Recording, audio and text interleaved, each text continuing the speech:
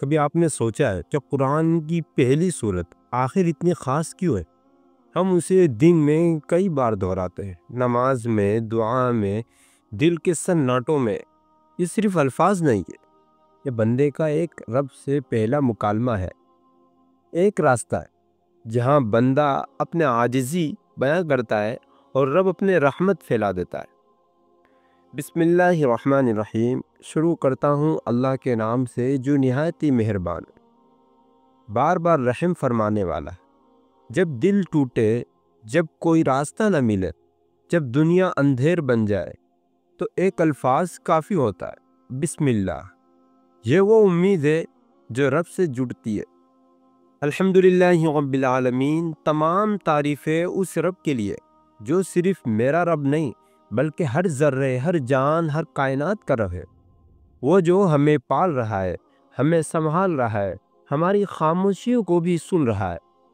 الرحمن الرحیم، وہ رب جو مہربانی میں کسی سے کم نہیں، رحمت میں کسی سے پیچھے نہیں۔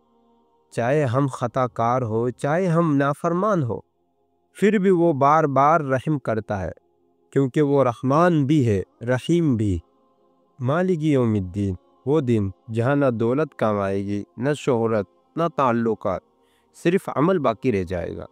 اور اس دن کا مطلب صرف وہ ہے کرنے والا، سچائی کا بول بالا کرنے والا رب۔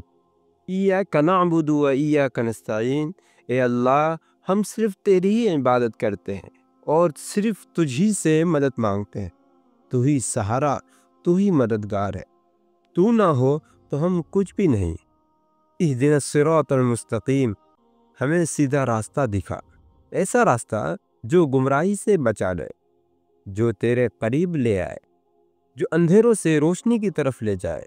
صراط الذین انعمت علیہم، ان لوگوں کا راستہ جن پر تو نے انعام فرمایا، جو کامیاب ہوئے، جن کا دل تیرے نور سے روشن ہوا۔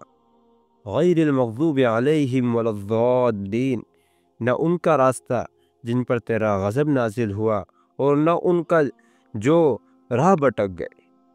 ہمیں ان راستوں سے بچا جہاں نفس غالب آ جائے، جہاں علم تو ہو مگر عمل نہ ہو۔ سورہ فاتحہ ایک دعا ہے، ایک راستہ ہے، ایک چیخ ہے بندے کی دل کی، اپنے رب کو پکارنے کی بار۔ جب تم اسے پڑھو تو یہ نہ سمجھو کہ تم پڑھ رہے ہو، بلکہ یہ سمجھو کہ تم رب سے بات کر رہے ہو اور وہ سن رہا ہے، خاموشی سے مگر توجہ کے ساتھ۔